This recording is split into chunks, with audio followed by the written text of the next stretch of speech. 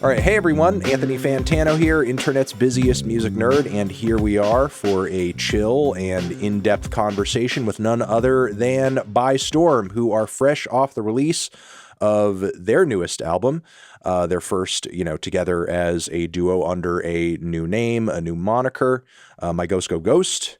Gave it a glowing review, loved the hell out of it, so of course I'm excited to talk to Parker and Ritchie to just basically like get more I guess background on the record, because I'm sure there's a lot of fans who are just kind of curious about the lead up, curious about the creative process, and what kind of drove you guys to do what you did thematically on the record as well. I mean, to start, you guys kind of like rolled out the prospect of this album with, a handful of singles over a period of a few years. That time of development, was that sort of like necessary for figuring out the direction that you guys wanted to go in stylistically? Or was this period kind of like, you guys essentially giving this new era time to kind of breathe and for listeners to kind of like reset in their minds before you sort of presented them something entirely new? I would definitely say that initially it was the first one that you mentioned in regards to just us kind of finding something that we thought was strong, that was like a good to potential build off of, but also to not like give ourselves the pressure. So we kind of just wanted to make a really strong visual, like audio and visual piece and then release it. And like that was like kind of what we were starting to get into, was like, hey, let's not give ourselves the pressure of not only doing this debut album, like sitting down and making this debut album as a duo, but also like following the Phoenix record. So it was like, instead of like sitting down and feeling like all that pressure, it was kind of just trying to go back to maybe our original roots, to where we were kind of throwing stuff out there and figuring it out kind of as we go.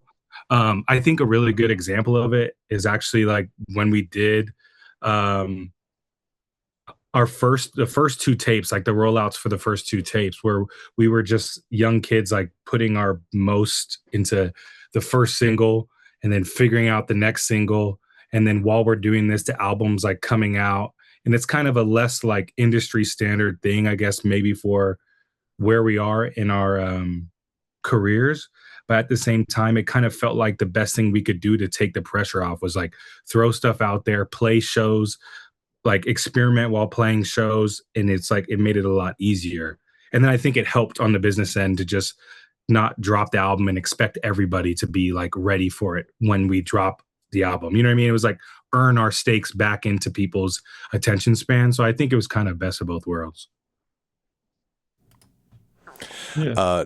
Parker, anything additionally to add to that? I get, I would just say add that, like, I totally get it. I totally understand, like, why anyone who's just like listening see it that way.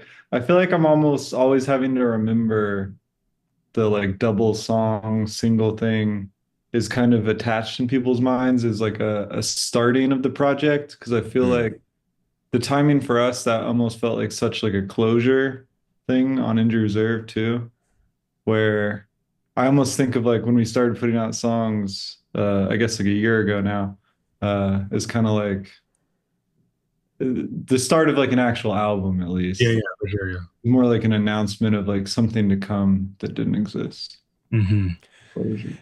I have been in contact with you guys, years before all of this, in the midst of, I know, when, Grog's passed and the way that sort of like impacted you personally in the group.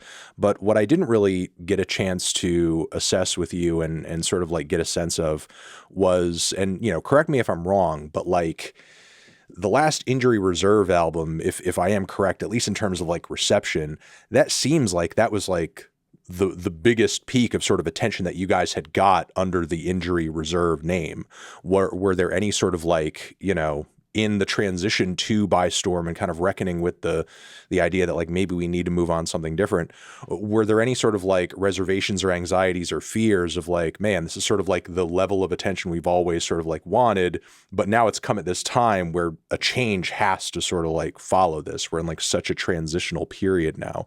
Was there a lot of fear or sort of worry that that momentum would sort of like be lost as you move to the next chapter?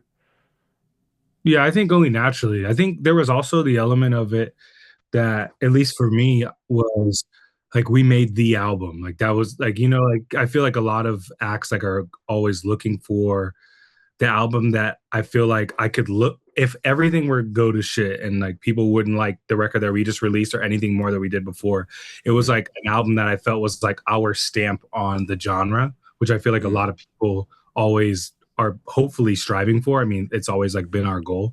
Like we've looked at that like, oh, we could probably tour that album for the rest of our lives, like if we had to.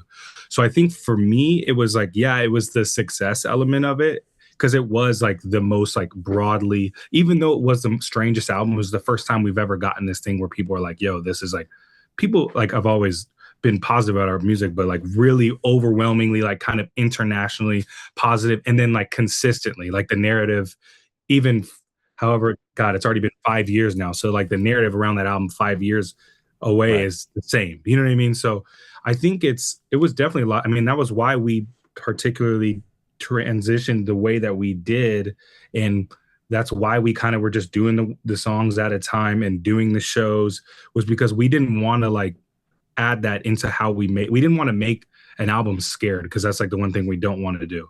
We want to get in the right headspace and find that direction that we feel strongly about, that we can build around. And I think just sitting down in our houses and like trying to figure it out was like impossible a decade later.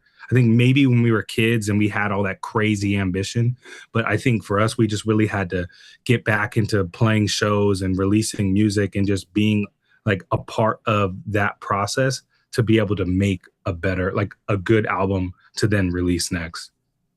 And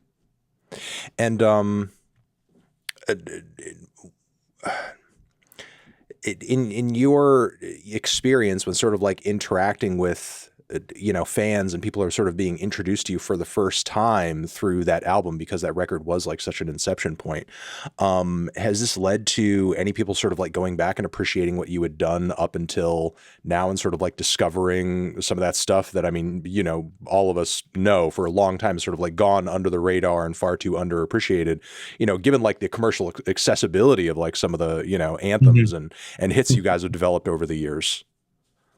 Yeah, I think that's the funniest part. I think that at first, because a record is so different, you would maybe think that, and I mean, for a lot of people, obviously if Phoenix is their favorite record, but some people they still like going back and seeing the seeds of everything, because I get it. Like, obviously it is a different record from the others, but also all like maybe other than the self-titled record, like almost every record is like a singular direction, and we've kind of always really attempted to do that.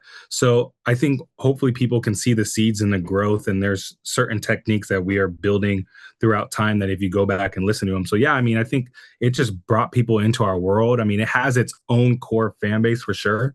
But I think in general, it brought people into our world, and we're still touring that album and people still want to hear songs from 2015. And it's like, you really are imagining these songs in the middle of this set, and they still want to hear stuff. I mean, even now, like I have people requesting us play stuff. I'm just like, how do you imagine this existing in this show? Right. It's such a different vibe. It's such a different era. But for like everybody else who's just a fan, they're like, they don't have the personal connection to it that, you might. It's all just sort of like a part of the same universe for them. Yeah, and it really is. And I think luckily we've been in a situation where we've grown with our fans, and that they know that it's kind of going to be a different experience every single time. And I also think it makes it a lot easier to have multiple projects, because you're not comparing, you're actually comparing like apples and oranges, where some people like certain records for different reasons. Is when you have all these records where they're just spin-off records and blah blah blah, it ends up like there are ones that are very obviously better than the others. And I think for us it's just like, kind of what you prefer in regards to the directions that we've done. Speaking of like kind of growing with fans, when it came to the writing process for this record, and obviously like looking at By Storm as a new group, a new chapter, a new era, um, were there a lot of sort of like worries or questions about like how much to carry over onto this new album in terms of like narrative and experience that people are obviously going to, call back to past records and sort of like, your personal lives as well. One sort of like interaction that we had in the lead up to this conversation was, you were telling me like this is very much like a grown man sort of album. You're incorporating these personal experiences that, maybe only certain people will relate to once they've reached a certain age or they've sort of grown into their life a little bit further. And then you're also unpacking all of this baggage and all of these experiences that had to do with, the passing of your closest collaborator, of this transitional moment in your lives. Do you feel like up until now, with the record being still kind of fresh, like people have been able to take to that progression in the narrative without necessarily like, feeling like it's bogged down or like, this is too connected to everything that's just happened. This doesn't feel new. I think if anything, like people grasp onto it too much, and maybe some people are thinking that some things are a lot more tied than they truly are. But yeah, I think untangle that. No, I mean, I just think that there's a lot of stuff that people can perceive as being like, and there are like writing subjects that are particularly like narrative driven about the last couple of years, but a lot of it is also just about the current climate and also just what I'm going through it on a personal end. But we've always had, I mean, the thing is like Grogs was the grown one. That was like the whole thing. So the narrative itself isn't new. I'm just obviously going to have my own perspective of it in regards to that aspect. But I do feel like, oh wow, like when I go back and listen to it, I'm like, oh, this, like I'm definitely on, like I'm definitely doing what he was doing for a while, and it's not even intentional. It's just that's where I'm at. That's what stage I'm at. And we've always, all of our writing has been either like commentary based in regards to the industry climate or political climate, or then what's going on with ourselves. It's never really been, I mean, sometimes I get into the just only rap about rapping thing, but we've tried to kind of be very commentary based. So I don't, when I go into these records, it's kind of just one piece at a time, and nothing is really pre-decided. But at the same time, people are going to grasp onto things that they think are certain things. And I've kind of learned over a while that it's not really my job to steer people in the direction that was maybe my initial process, because sometimes the way that people perceive things or their understanding of things, it makes them like things better. And I'm not going to, I don't know. I remember when we were working on the Phoenix record, I remember we were literally making the Phoenix record. It was actually when we made, I don't know if it's the third song, SS San Francisco with Zaloopers. We had him and Maxo in the studio, and I remember we played them. I remember I played them. I always forget what song titles are because I always think of like the demo song titles. I think it's postpartum. Yeah. Played them that song and they liked it. And then I described what I was talking about in the song and I played it again. And they were like, oh, I liked it more before you told me what it was about. And I've kind of taken that as like, okay, I need to just shut up. You know what I mean? Because I'm trying to, at a certain point, I'm just trying to toot my own horn. I'm trying to get people to understand what I'm talking about. So on a more personal level, sorry, now I'm rambling, but people will listen to this record and think that there's certain things that I'm talking about, certain like things that have been going on the last couple of years. And it's actually a lot less of that. And it's maybe a broader thing, or it's something completely different, but it's not really my job to point people away or like a certain way or another. I've kind of hopefully learned. Was there asking Parker specifically, was there a long process of kind of like hammering out the direction that things might go in production wise or sonically? I mean, obviously there are a lot of instrumentals on this record where the various kind of, bits that make these beats up come across a little fragmented. There's a lot of guitar centric passages, some like, more kind of lighter acoustic bits too? Is this sort of like, I guess like a singer songwriter inspired direction, or was there something else kind of like driving things in this way? Which I like that you point that out at the end, singer-songwriter, because I feel like just kind of like a small bridge between what we were just discussing and this is that seeing I do feel like people also carry over some of like just what the last album sounds like onto this. Like they almost like project it a bit. Right. Like I'm not gonna I don't know, I'm not gonna play dumb. Like I look at a lot of what's like out there reactions wise. I don't know, I like looking at it. Um and I feel like that's the thing that's like broken. I don't know if I'm just like my brain is broken where I'm coming from, but I feel like it's a lot softer Yeah. than some people's reactions to it. I feel like I'm reading like reactions to Phoenix sometimes talking about like noise and I don't know. But yeah, so I would say it was very considered trying to make some the word I kept using was clarity. I think Mm. I want everything to feel very clear. Of course, there's moments where, it gets washed out, like cathartic things, because I don't know, that's fun.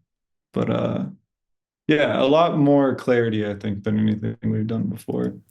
Yeah, clarity. I think part of that sort of like comes with how stripped back some of the instrumentals are, some bare, some bits of it are. I mean, Ritchie, was it kind of like a challenge sort of trying to work out certain flows or vocal passages over what Parker was doing, given that, maybe it's not like I mean, obviously, Phoenix is already a pretty non-traditional record as far as like the instrumental makeup goes, but what Parker was doing here, what you guys were sort of like pulling together as far as like production, was it presenting any challenges in terms of like what you felt comfortable doing vocally on top of it?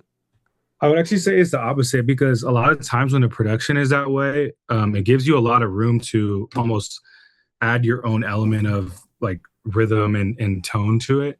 And Mhm. sometimes like when he honestly like the songs that you would think of, right? You think of the first song, the last song. I'm trying to think, even the beginning of the second song. Like to me, when I hear these things, it like honestly puts me immediately right where I want to be, and it's like my job to build on top of it. Because there's some production that's the opposite, where I don't want to say I'm just an accessory, but it's almost like my job to just do my job. You know what I mean? Sometimes it's just like, okay, do the rap thing. Like everything else is done. You know what I mean? Like, and Parker's so good at that. And sometimes that's the bigger challenge for me. Sometimes it's how do I make this beat work? Like this beat is so good. What am I going to do that gives it justice? And normally, when that's the case, it almost always feels like I don't do it justice because sometimes it feels like we need five of the best rappers on the song and it be 6 minutes long. Like, that was when we were making like Grapefruit, like that was the big dilemma of the song was the beat was it was the best. And I originally made this song that was like really off the deep end to it. And it was really mostly the direction of the hook and the second verse. And the first verse was like that second verse. So it was like always off the deep end. It didn't have anything grounding to it. And it was cool and we liked it. You know what I mean? But at the end of the day, I would listen to it and I was just like, this is too off the deep end. Like something needs to ground it. Obviously, Groggs was always the one that was grounding things, especially later into our development. We could do certain things and he's the one that's kind of reeling things in. So a lot of times we would just sit down and be like, God, this would just be great if it was just like three people, like a posse cut over this beat, it would be so sick. So then I had to kind of remove myself from the song and almost approach the first half of the song as that. So I like came up with this kind of very straightforward, like clubby, rappy hook, and then tried to go on top of that as a rap verse that sometimes I can't get until I remove myself from the song because sometimes I get way too intertwined and kind of off the deep end with the type of songs. So with the more stripped down production, it kind of gives me that open room where I can kind of just go all the way in. And sometimes I'm actually really not. I'm doing the simplest things, but it's a lot easier for me to figure out like where I'm at, where I exist with it.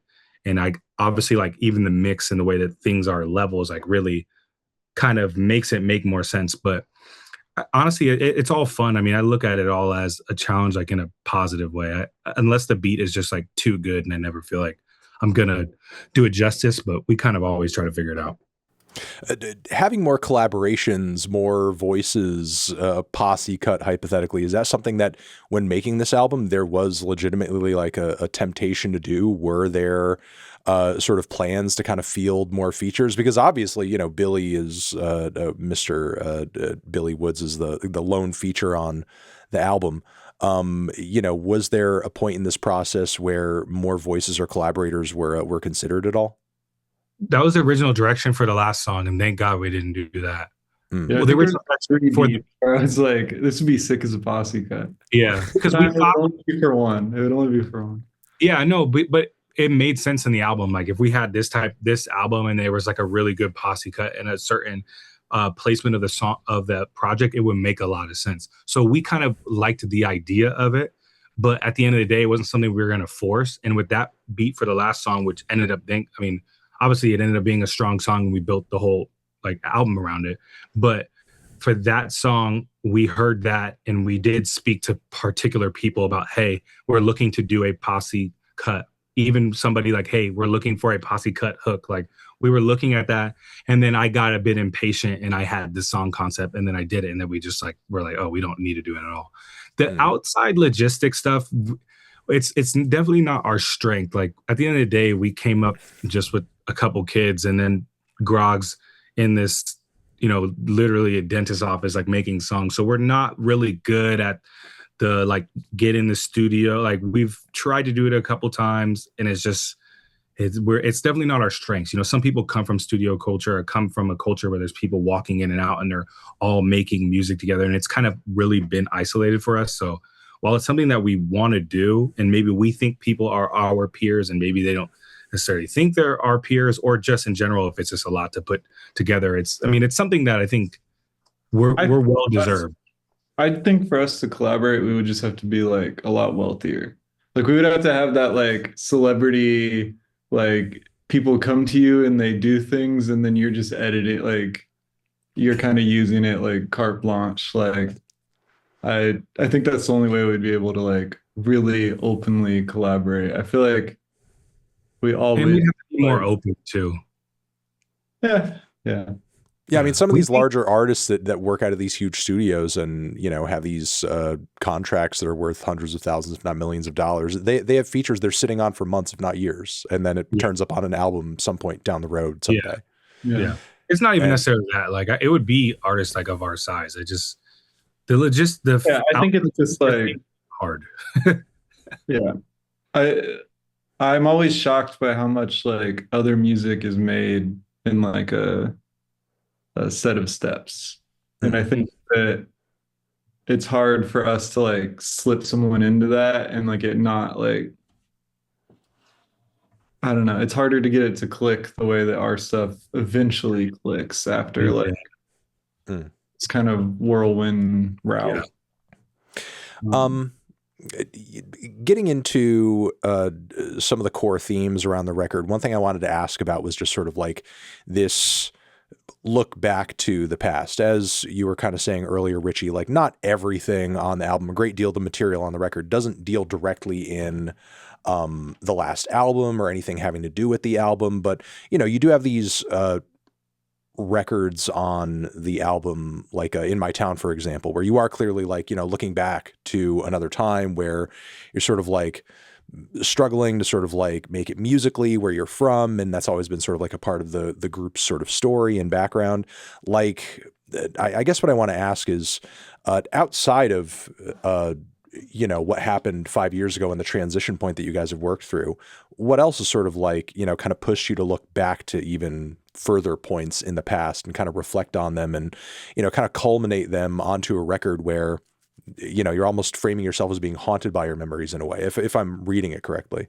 Yeah, I would say though about that song In My Town in general, it's actually a very modern song because the concept of it is about when Live Nation was basically bribing artists to tour in their venues post COVID, and they're doing a program where they were giving artists Shell gas station gift cards and an extra like $1,200 to just play there. So there was a lot of smaller acts that were maybe going on tours where like opening up for artists that were able to tour in Live Nation type venues, and they were actually able to profit on tour when they would normally lose a lot of money just because they were doing these Live Nation tours. There was actually artists at that point that started booking exclusively Live Nation tours, because you could look at it as, I'm getting my guarantee, and then I'm getting an extra $1,200 in cash or whatever it was, and I'm getting the Shell gas station gift card. So it's actually a really modern concept about like not wanting to be like kind of going through the conversation of, am I going to be a scab and am I going to do these live, like, dang, these Live Nation shows would be sick, but then you want to like support these other so it's actually kind of, I've actually been really, really surprised on the lack of people that have been able to jump on it, because I feel like I guess that's all our fault for being cowards, not titling the song Live Nation. Live Nation, yeah, we shouldn't. I'm glad we didn't. Like, just was that the original plan? Yeah. That's a working title. No, I mean, as somebody who's like, you know, covering a lot of different live show issues and, you know, sort of like slippery little contract agreements, like artists not being able to sort of like recoup certain insurance monies if they were sort of like found to have COVID out on tour and that sort of thing. I don't recall reading a lot of headlines or stories like dealing in that exact issue. So I mean, that's literally a program that they were trying to get people to play Live Nation venues, because people were going out of their way, like post COVID, to try to make sure that they were supporting the smaller venues. And I mean, yeah, so it was a program that they did. It was called, I think it was called, I don't remember, whatever the gift card actually says on it. I don't know if it was On the Road Again or Back on. They had a program where they were literally incentivizing artists to choose their type of venues. So it was the song's about like the conversation of like should I be a scab? Like that's the whole conversation of the song. So it's actually it's a very modern concept. But to go back to your conversation, I mean, or your question about, you know, like the things that we're looking back and looking forward on, I would say that a lot of this is really, really current for me in regards to the writing. And then obviously there's the last song where you're talking about like really thinking about, okay, like I don't need my past, like I don't need this past, like I can move on from this. And you're kind of trying to, whether people want to say it's grief or even if it's certain things that have been kind of attached to you for a while and you're trying to kind of shed it off. It's like, I don't need that. And then you try to, so then it's the idea of like trying to move on from it. And then it being like, all right, bet. And then you realize like, oh shit, like that was important to my development. And like, so that's kind of the idea of it, is like when I realize, or when the character, I mean, whatever you want to say, like realizes that like the ghost is quite literally gone.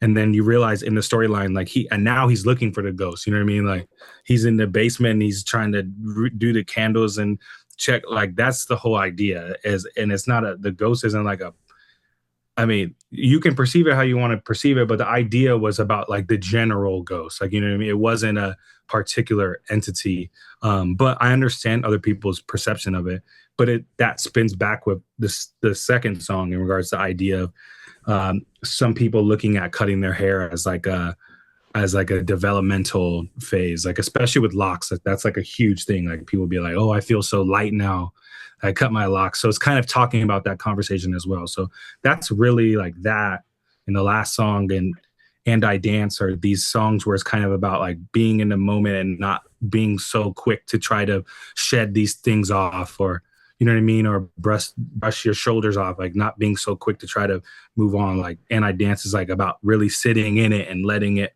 you know, fall on top of you. And, you know, we don't have to clean it up right now. Like these are all kind of themes that I was trying to figure out my way of communicating.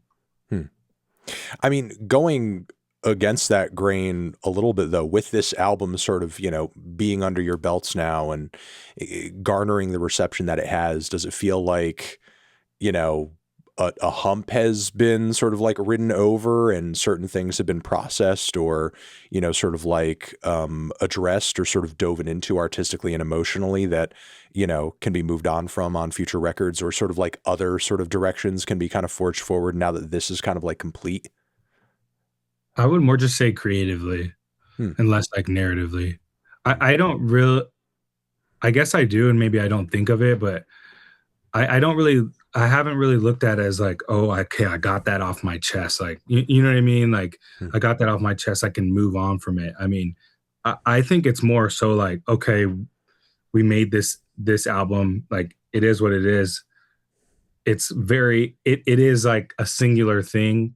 And it's like, okay, sick. Now that we finally made the first By Storm album, like we can make more music now. Like it felt like I remember releasing this. I've never released music and been like ready to make another song the next day. And I remember feeling like that, like, okay, yeah, like let's go. Like we finally are a real band now. We can really tour now. Like people know we're a real thing now. Like now let's see what we really can do. But in regards to narrative, it's I don't know, maybe I haven't really like sat and thought about it, but it's never really been like a kind of a super duper therapeutic process for me. Maybe it is, and I don't understand it though. What have you guys sort of like figured out or worked out in terms of how you might be presenting this material and working other material too into a live set behind this album? The last time I caught you guys live, you were at the peak of your strobe period. You were heavy into the strobes. But there was no phase. It was very it's very Yeah, there was strobe centric. Are we still on the strobe wave? Everyone caught up.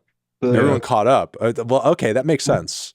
That makes sense. You guys are ahead of the curve on the strobe. Why move off the hill now? Well, honestly, the main reason is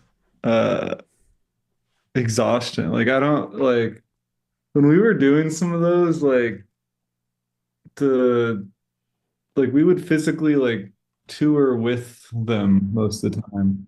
And so we would have like a U-Haul trailer on the back of the Sprinter van, but no crew. Like this is why I get like annoyed when I see artists playing like 2000 caps, like complaining about like touring not being like they can't afford to tour or whatever. It annoys the shit out of me because I'm like that just means you're playing 2000 caps. That means you just have like a certain threshold of like not willing to like I don't know, certain things must be met for you to be losing money. Yeah. That kind of guarantee. But anyways, we were not playing. Okay, wow. I didn't know we were going to get like, we were going to be calling out the live industry. Like, these bottom lines are actually not as bad as some people are saying. No. Don't get it twisted. No. We really get it in. Like, we really are. Honestly, yeah. I roll my eyes because those people are not unloading the crates with all their lighting gear. Got it. And loading it on and we're setting up like the whole lighting rig and the music rig and sound checking and testing, and it's just kind of exhausting, honestly. Like, yeah. So you're not traveling with light tech. We never. No. Here's the other thing. We only did that one time. Like Parker was the light tech. This is what we're saying. Like we would. Right. Yeah. No. That's what I'm saying. You are the light tech. Oh yeah. Like we would. We Parker's had on light duty. I'm on audio duty, and then like when he like then we'll do the sound the last like 30 minutes because we're really like I don't know like we kind of always kind of overwork ourselves, but I think it also kind of allows Parker to really be dialed in with the process. But yeah, I mean it's exhausting. I mean it's also you can't imagine like a lot of strobes on this album, so yeah. Yeah. I mean, I guess that was essentially my question. Like, is there going to be a different sort of like visual presentation, light wise for this record and the material here? I think simpler in like a slightly more confident way too. I feel it's because that's the other thing. Like the strobes look sick, the fog looks sick. It also like obfuscates everything. Like it hides like flaws. It makes the venue feel like less like what the room is, which, you know, a small room, you know, can be embarrassing. You fill it with fog, it becomes like thick as fuck. Yeah. I think we're trying to like, I think we're more comfortable as well. So like a simpler lighting thing will be fine, just fine. Like just let the music speak for itself a bit more. Yeah. Um, one thing that I was kind of wondering, and not that I sort of like, you know, this can obviously be like a touchy subject, you know, given what is and is not like cleared or whatever. But like, was all the instrumentation for the most part going into this record like all just original stuff? Were you leaning heavily into sort of like, you know, different sample sources and stuff like that for this record, Parker? Yeah, I mean, I don't think there's a single song without samples. Um, there were a few, there was one that was, there was two that were cleared, so I guess like those at least can talk about. Hmm. One was because it was like a Still Houseplant song, Right. the second song, and that was like we like played some shows like what 3 years ago, and so it was like we're not gonna just like sample their stuff and not tell Yeah, them. normally if we know the band, we clear it. Yeah, you know, it'd be an awkward meetup if, you know, you're Yeah. sampling the people you know and you're like just not saying anything. Yeah. So there's that one, and then I always say HTRK, like that's how I read it, but I think it's pronounced Hate Rock. Hmm. They're like the In My Town sample. I think one of their members like texted someone like a couple days after the single came out, and was like, I think this is sampling us. So, In a cool way. but yeah, it In a wasn't good like, way. Yeah. So that got taken care of. Yeah. No, of course. so those are two samples that like I can like comfortably put out there. Some of the others, I mean, obviously the one is sampling our own song, more or less, like the sequel double trio. It's just running like the whole MP3, like MP3, maybe wait, probably MP3 of that in Ableton. And then bringing back some of the stems from like the session as well. Hmm. And that, I mean, that song would be the only one with actually like played instrument for the record on it as well, which is kind of still sampling because it was really saxophone parts that Patrick recorded for the first double trio. But between me sending him something to record to and him like sending me his recordings, the ending of the song had kind of changed a lot. So they kind of got like toned down in the first version of the song. So this like sequel was really resampling the saxophone stems that were played for that and like kind of making them like front and center and messed up and whatnot for the sequel. But that's like the only played instrument on the record. Oh, Everything else is like laptop computer stuff with samples. and kind of going back to your comment earlier about sort of like the clarity of a lot of these instrumentals, which like, you know, I agree with for sure.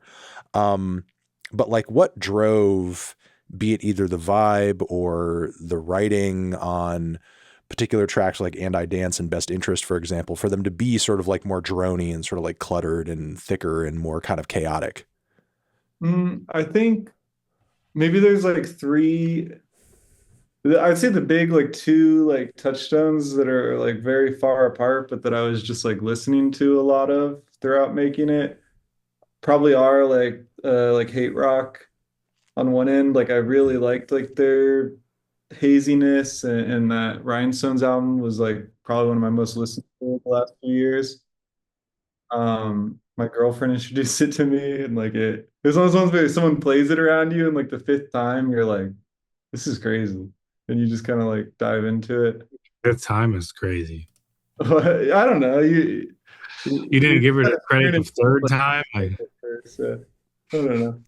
But that one, and then on the opposite end, which was like a first time, like, what the fuck is this? Was the first album was the DJE album from like Chukwumani Kondori, but kind of like the subsequent albums there too, but especially that DJE one.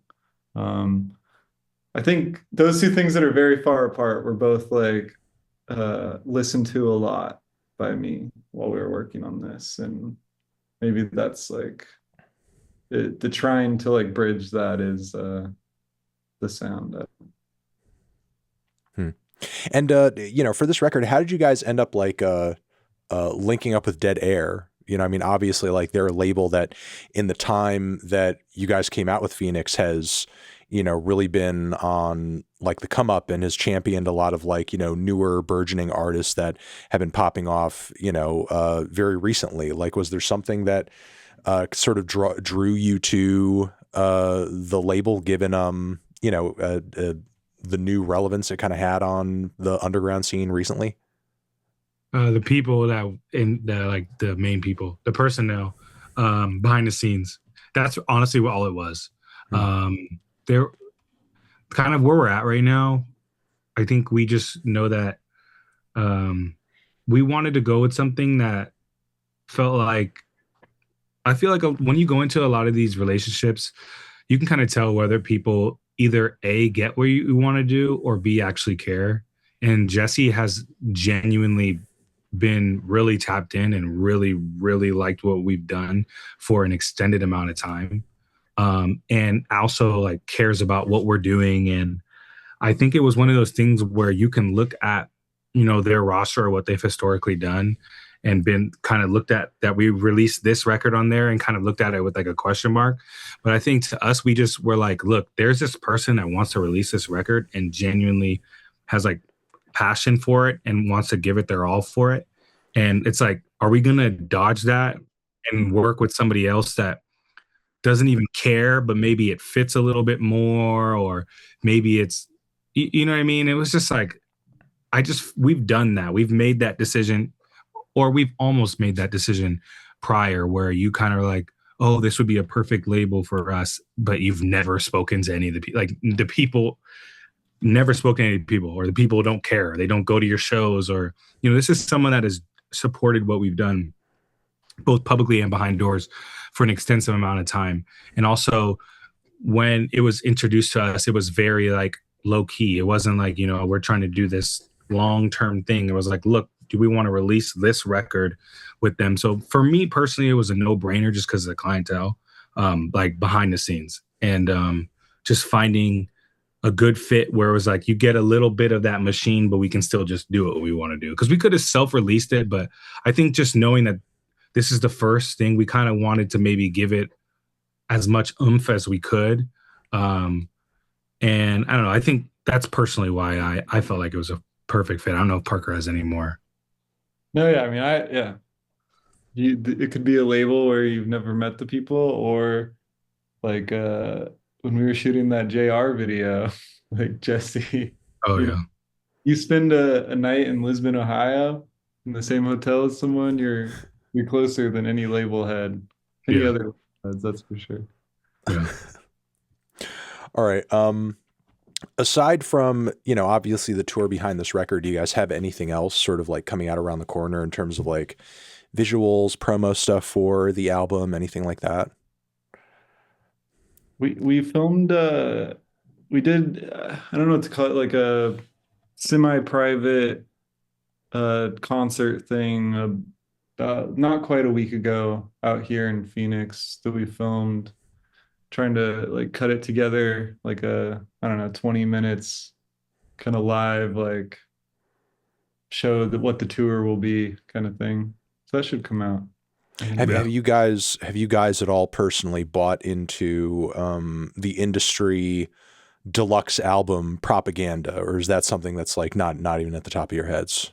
Probably not. I mean, we've been talking about doing, and this thing we just filmed is kind of a pushing the idea further. We're thinking now about maybe trying to do like a very serious like live album. Yeah. Instead of a I think that's going to be the goal. The goal is probably do a live album, maybe record like the Phoenix show, which is the last show on the tour. You're dialed in, you've played 60 shows, and record it and like distribute it on streaming, maybe make, vinyl or something like that. That's kind of the goal. I think that's going to be our version of the deluxe album. I mean, obviously it would be smart, but the reality of the situation is for us, like we make these albums, and what's making the album is kind of making the album. And that is the album. We wouldn't even like, we honestly wouldn't have one song to put on a deluxe album. Like if we had that one song, every song that I suggested is a posse cut. We'll turn them into posse cuts, and that'll be. Oh yeah. No, I mean from what you guys were describing, just talking about your process, like it sounds like, you know, there isn't a whole lot of like just throwing, again, and correct me if I'm wrong, it sounds like there isn't a whole lot of just throwing random crap against the wall. It sounds like we're locking in on these ideas and we're focusing on them, and we're sort of like, yeah. It's both. It's actually a lot of throwing a lot of crap on the wall, but the crap doesn't get like picked up unless we feel like it's really like, you know, we kind of know right away, like, oh yeah, like for this record, like we knew we were waiting for a new song. We had no idea what it needed to sound like. We had 8 songs. We knew we wanted 9 songs. We had no idea what it needed to sound like. We just knew it needed to be very like singular and stand out. And then I sent a demo of Dead Weight, and then we were like, yes, that's the song. Like that was the bit, like we just know, like, you know, but it's a lot of throwing stuff at the wall, but we don't really finish songs if we don't feel like it's really, really good. So I would say there's that. I mean, we're probably not gonna do a deluxe thing unless tomorrow I make a crazy song, and you know what I mean, but just not gonna happen because that's not what I'm doing tomorrow. Right. To die on Valentine's Day tomorrow. True.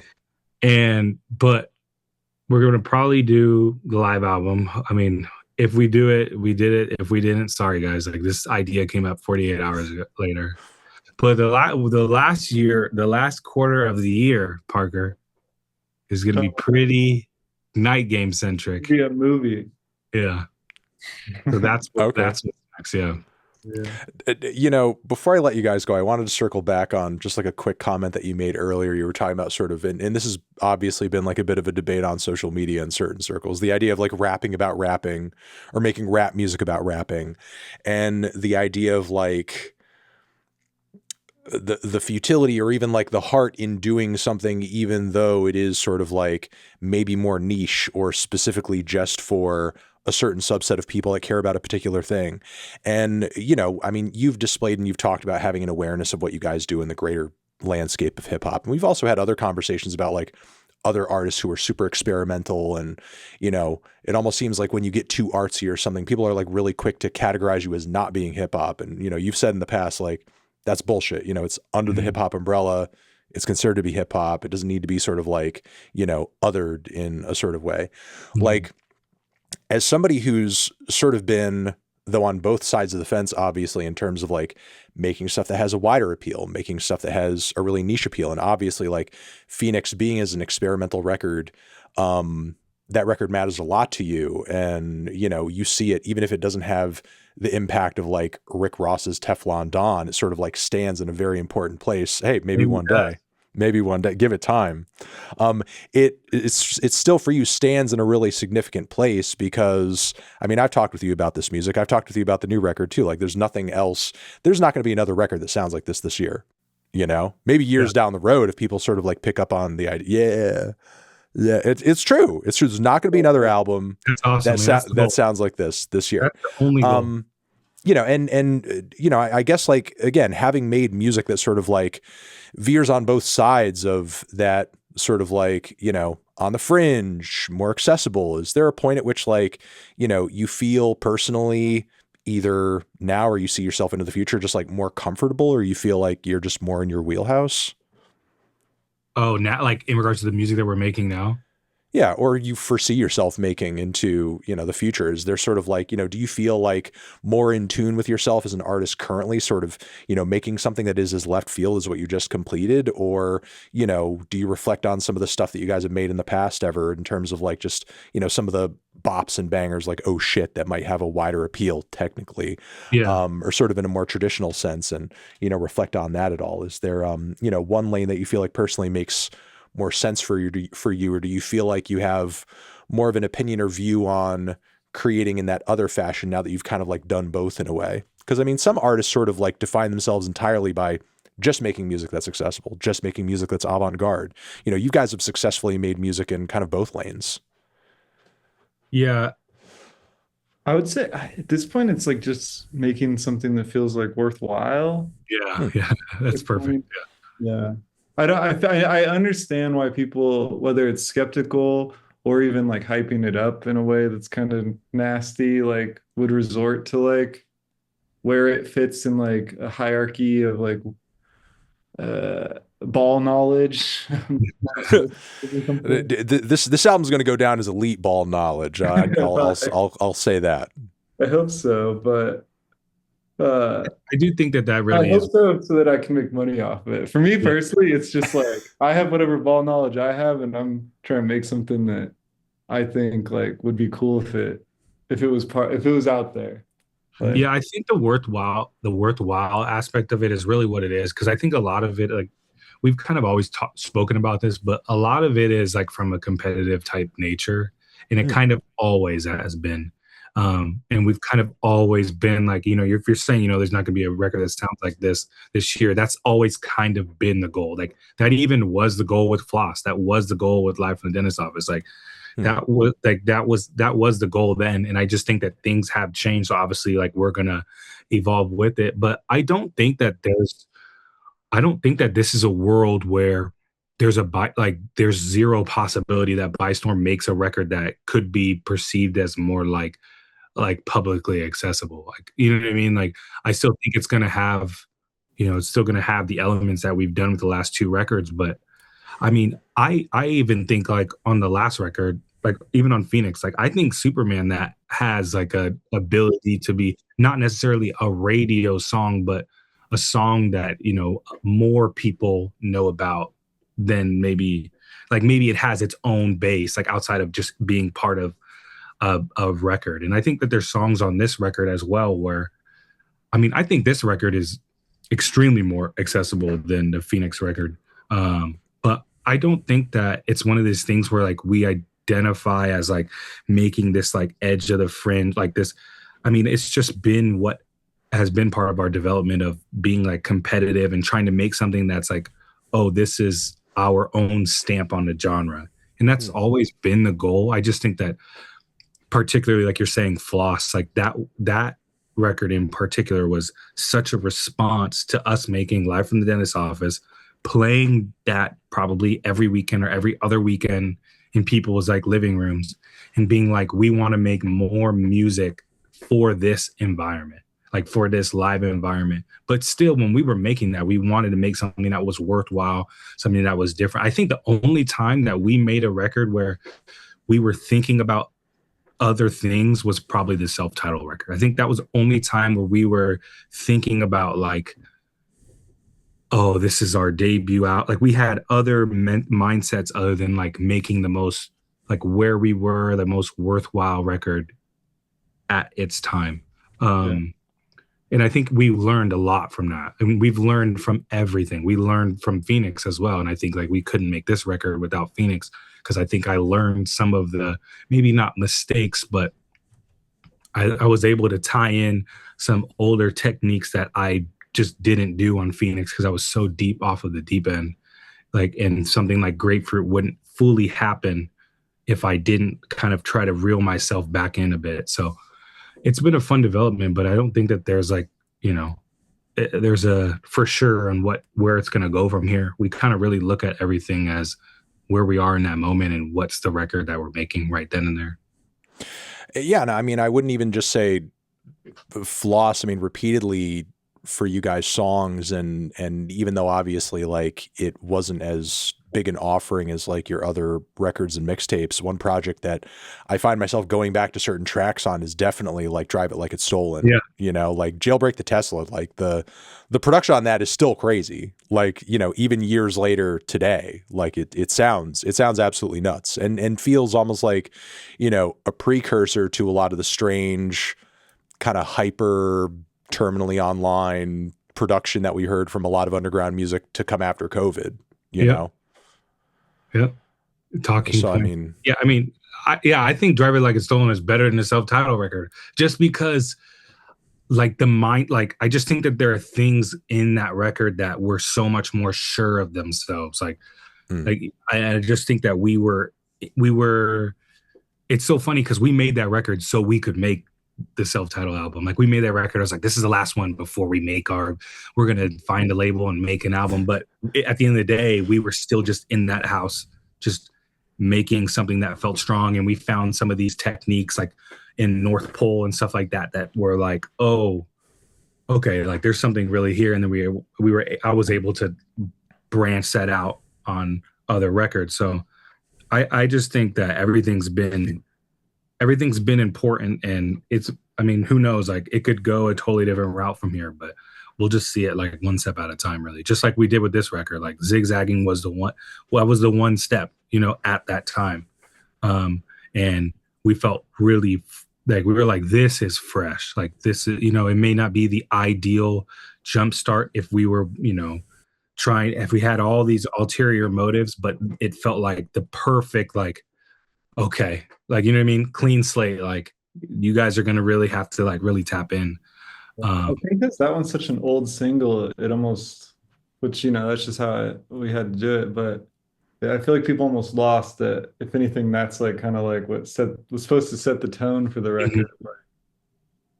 All the simpler stuff that we talked about. Yeah, and it did. No, you wouldn't get the intro without that. That beat, when you exported that beat was called After Zigzag. Like, no, seriously, because we were trying to build, you know what I mean? But it was like, okay, are we going to build off of this? Like, you know what I mean? Like, so, I mean, for sure. I mean, look, the single thing, all the single stuff goes away in 8 months. Like the whole, like in 3 years, people aren't going to be trying to think of which, unless it's like the Nick Herbert of the IR fan base. Like there's always the super duper fans, but like, right. At the end of the day, like we knew like, okay, when we're releasing this record, there's going to be songs that have been out for an extended amount of time. Some people are going to be weird about it, but in a year later, you can just look at the project and it's like, we could have been afraid and made decisions that we shouldn't have made. But at the end of the day, we're like, what's the best 45 minutes we can make? Because in the test of time, that's way more important than if we had dropped a single 11 months before we dropped the album. You know what I mean? Like that shit's so much more important in the grand scheme of things. Like, people, especially like labels and logistic people, can get really worried about things like that. But we just wanted to make the strongest project as possible as a standalone thing. And some people really understood the singles a lot more in context with the album. So it worked out really well. Yeah, I mean, I think, that was my personal experience, like all the tracks that you teased toward the album with ended up sounding, I think, stronger and the messages rang through harder, hearing a lot of them reinforced by other tracks on the album. And, a song like Zigzag sort of like also makes more sense musically. It is maybe even like more palatable with the surrounding songs because it does sort of like serve as this, centerpiece in the midst of the album that does sort of like demand a bit more sort of like attention than some other tracks that are maybe sort of like, a bit more sort of like easy on the ears and are not really sort of like pulling you into, sort of like these very deep, reflective, introspective places. Mm-hmm. No, yeah, I'm glad it worked out. Parker does a good job with how he's placing the songs, though. That does a lot. Good sequencing on Parker's part. Yeah, the sequencing does a lot. It really does. It's true. Yeah. All right, guys. Thank you very much for taking the time, talking to me about the record. Yes. And, we'll be looking forward to the tour, the performances, and everything to come from here. Yeah. Yeah. We're excited. That's the next chapter. It'll be really, really fun to get on the road and play for a fucking hour and probably a half and be exhausted every night. But it'll be a fun experience for sure. All right. Have a good one, guys. Yeah. Thank you, man. I appreciate it.